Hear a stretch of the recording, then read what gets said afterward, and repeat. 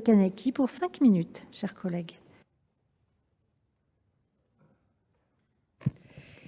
Madame la présidente, monsieur le ministre, mes chers collègues, à chaque jalon de construction européenne, ses défenseurs nous vendent une Europe sociale et une Europe de paix. Il a fallu peu de temps pour que le volet social soit discrédité, mais aujourd'hui, après avoir sacrifié les politiques sociales sur l'autel de l'austérité et de la libre concurrence, l'Union européenne prépare la guerre. La ligne de front s'est figée. La guerre, elle, ne s'atténue pas pour autant. Cette guerre a jeté 4 millions de personnes sur les rues ukrainiennes et 6 millions d'autres en exil. Des dizaines de milliers de vies soufflées par les bombes et fauchées par les balles. L'Union européenne doit mettre fin à cette folie et promouvoir des processus de négociation.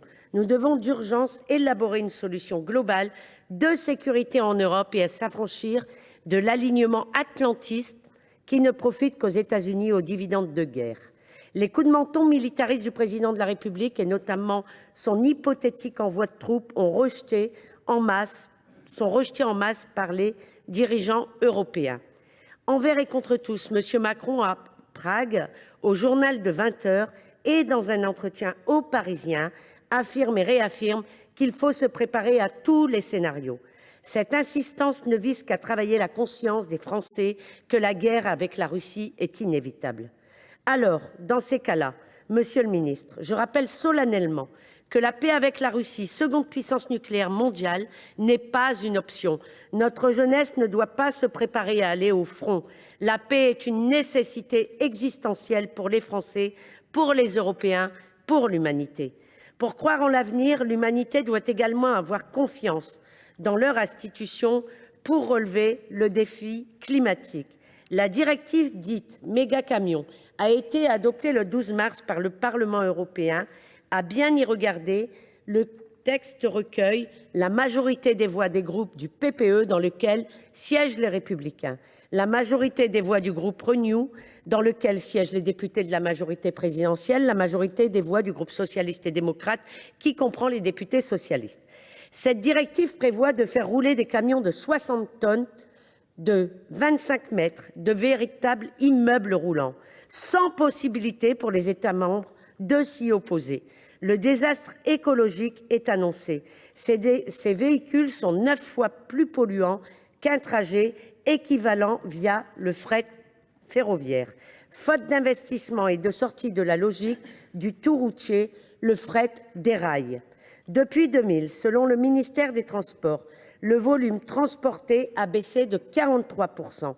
Depuis l'ouverture à la concurrence en 2007, la situation ne s'est guère améliorée et l'opérateur historique Fret SNCF est en crise.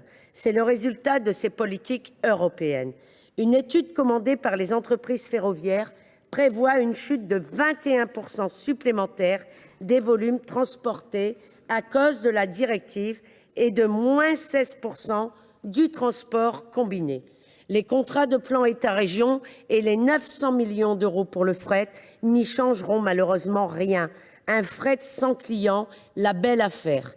À quoi bon avoir inauguré en grande pompe la très pertinente ligne Calais-Turin pour la mettre en concurrence déloyale avec ces mastodontes de la route? Confirmez-vous que la France s'opposera, monsieur le ministre, quoi qu'il en coûte et jusqu'au bout, à ces méga-camions qui finiront d'anéantir le fret ferroviaire? Confirmez-vous, comme le ministre Vergrit, que le report modal est une priorité du Gouvernement? L'écologie toujours. Sous la pression du patronat, des géants de la finance mondiale et avec la complicité de la France, a été vidée de sa substance. La directive laisse échapper 2/3 des entreprises concernées. Le secteur financier sort exonéré de son contrôle a priori dans ses prêts, ses investissements et ses produits d'assurance. La finance verte est définitivement une fumisterie. Nulle conditionnalité des rémunérations exceptionnelles des dirigeants de ces entreprises à l'atteinte d'objectifs climatiques. Les actions gratuites vont continuer de se déverser par milliards. La lutte contre la réduction de l'impact des activités humaines sur notre environnement ne peut plus être sacrifiée face aux intérêts financiers, le tout sous la pression des lobbies, avec comme courroie de transmission la France. Confirmez-vous que la France a contribué à dénaturer la directive qu'elle avait pourtant initiée